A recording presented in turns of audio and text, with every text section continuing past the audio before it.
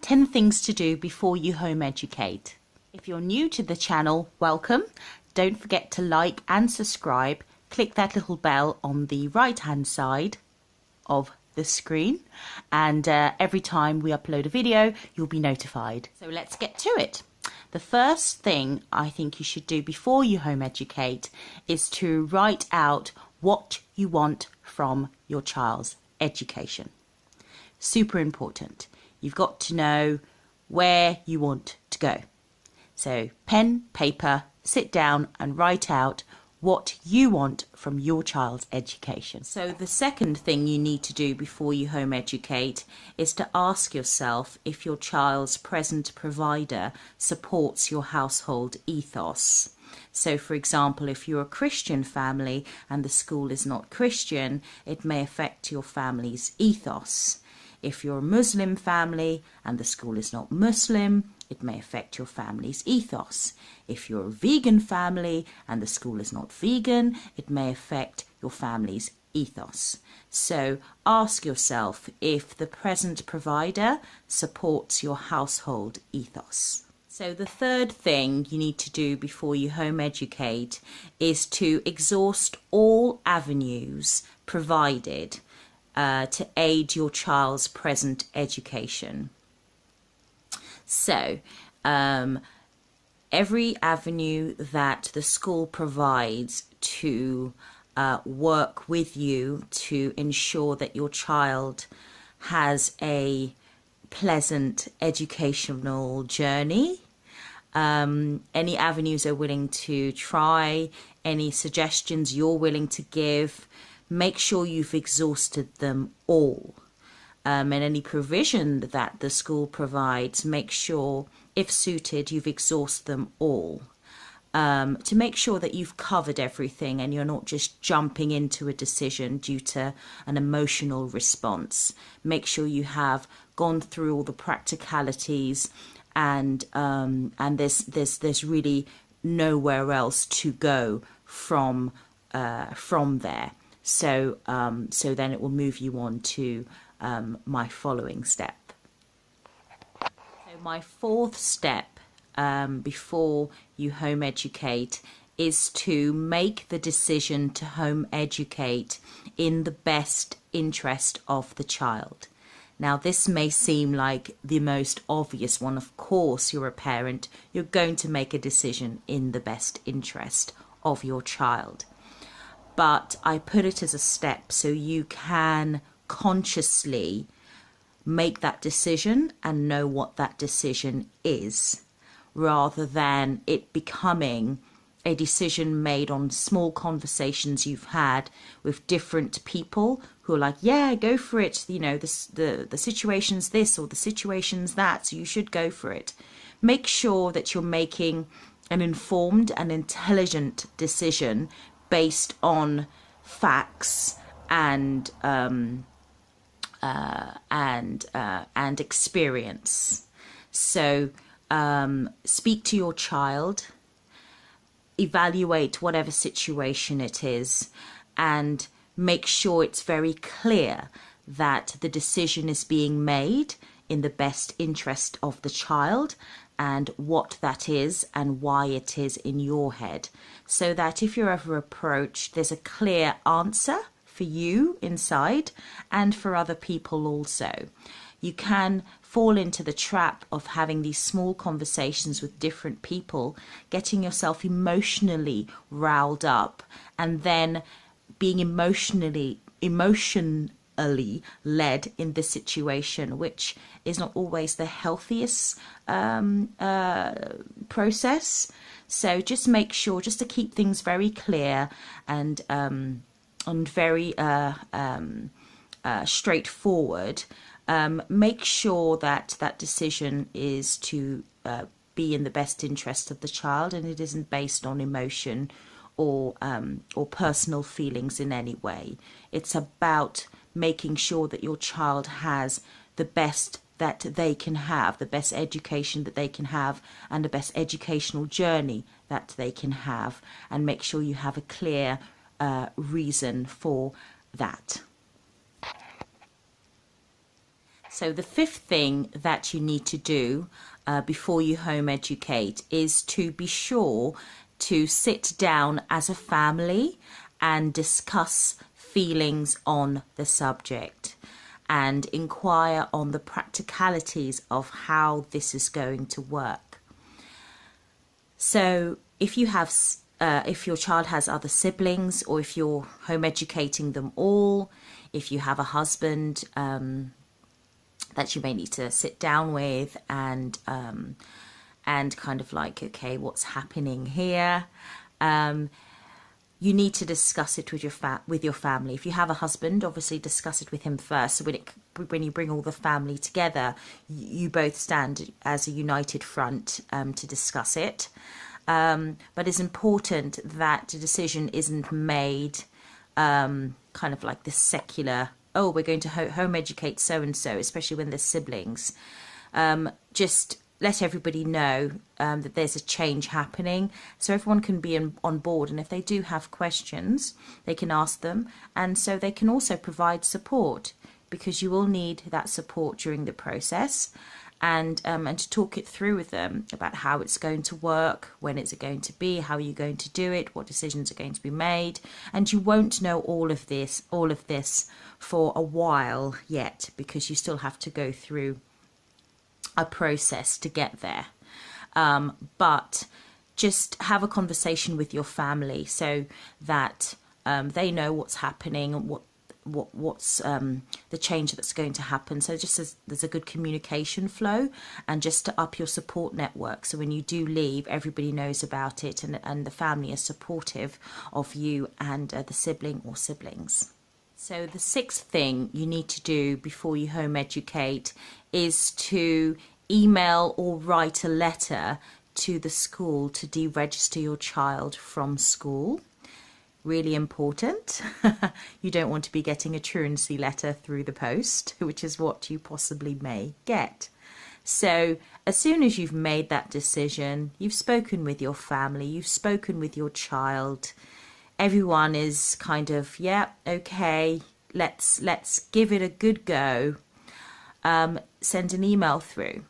You may get to this process quite quickly, because it may have been over the period of years that you've gone through my steps 1, 2, 3, 4, and 5, and you already in here have gone through those steps, and you're already at 6 already, and that's completely fine.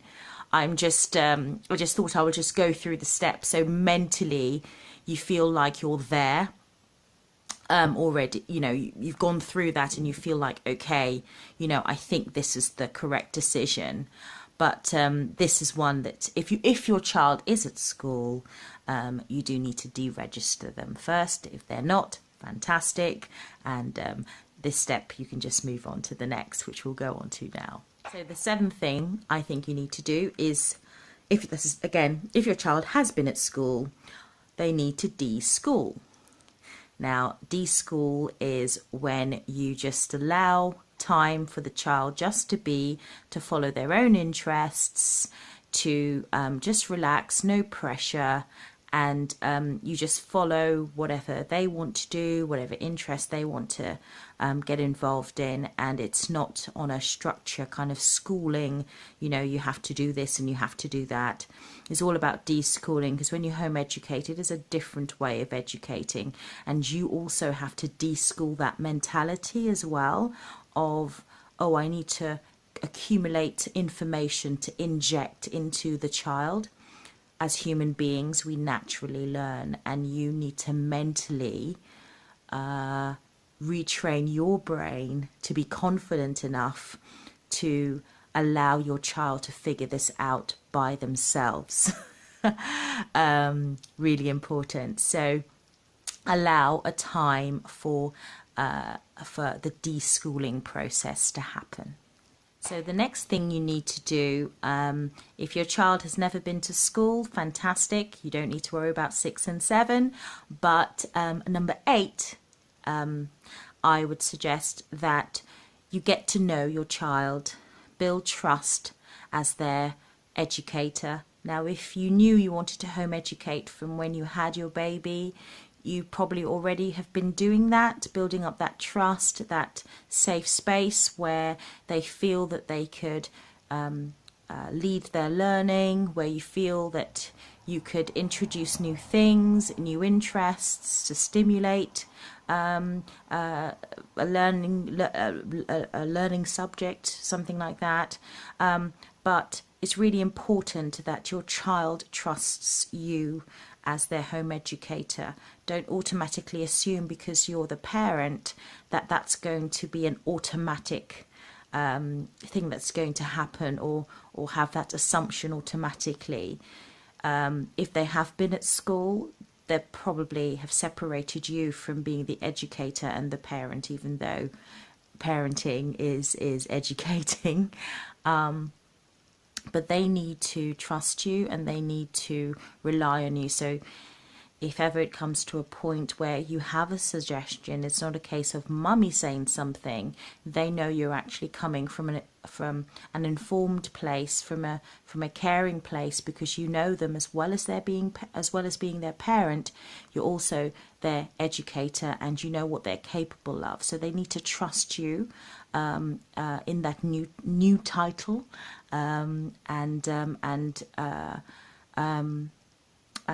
build trust that they're able to develop in that space around you, in their education and in their learning. So yes, get to know your child, their personality, what type of learning style they are, all these things.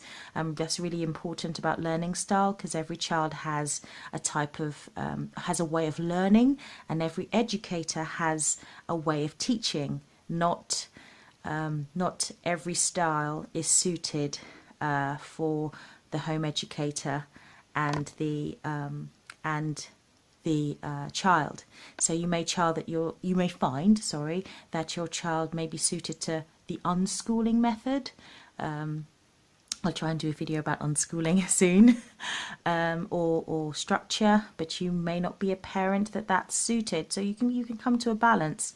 Again, there really is no labels with home education.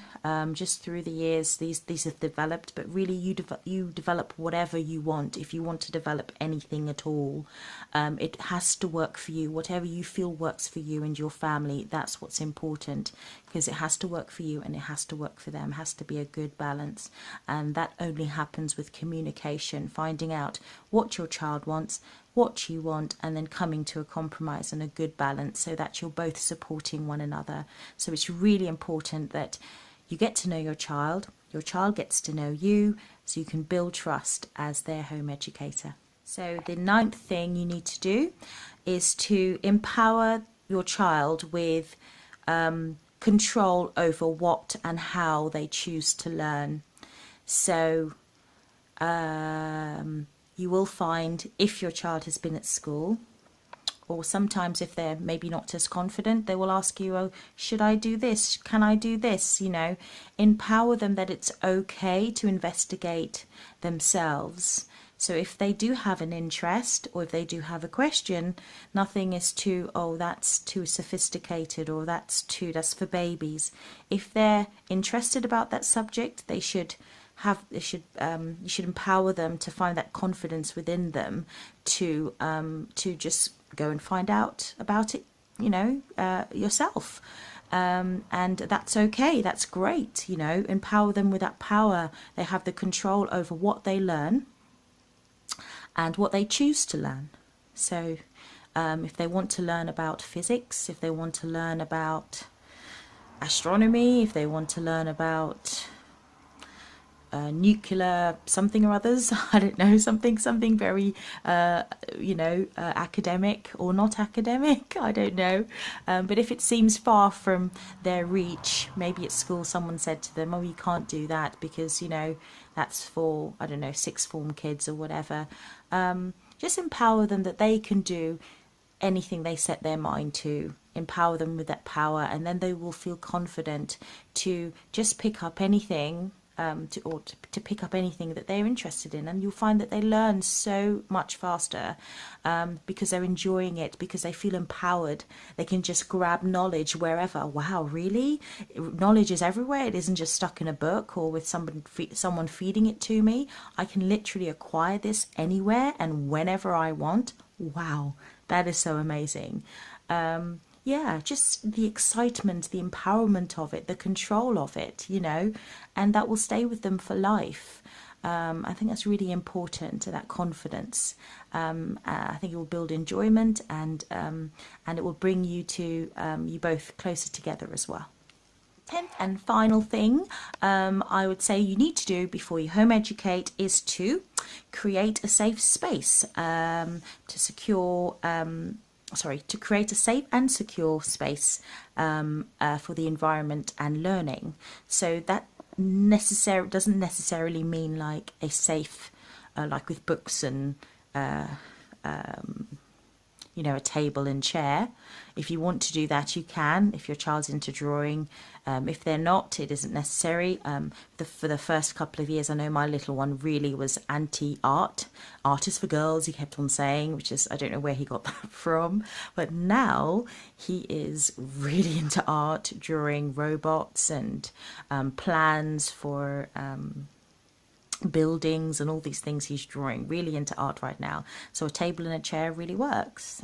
Before he was more outdoorsy, wanted to go outside and have a look at the squirrels and take pictures and play with sticks and build dens, and he still loves doing that. But he's really into drawing right now, so a table and chair, he's really making the table and chair is really making the use of it. So yeah, just make sure that space that you've created is very safe and is very secure. It could just be the space of just learning itself. Just if it's very much you use life to teach them, just make sure that it's kind of the mental space that they need to feel comfortable to access any information. So it doesn't necessarily have to be a space in their room or in the house, or like a physical space. It could just mean that the space of the education itself, so they feel comfortable, for example, to come to you and say, oh, I saw this so and so forth on television, or I went round a friend's house, and so do you think I can go to the library and get a book on it? Or can we do a report on so and so forth? I've never heard of that before. Do you think we can do that? And you're like, yeah, that's fine. Okay, we can do that. Yeah, it could be about anything. It's just that safe space, really, that they feel that they could just come to you and drive the learning. So yeah, that's it really. So those are my 10 things you need to do before you home educate.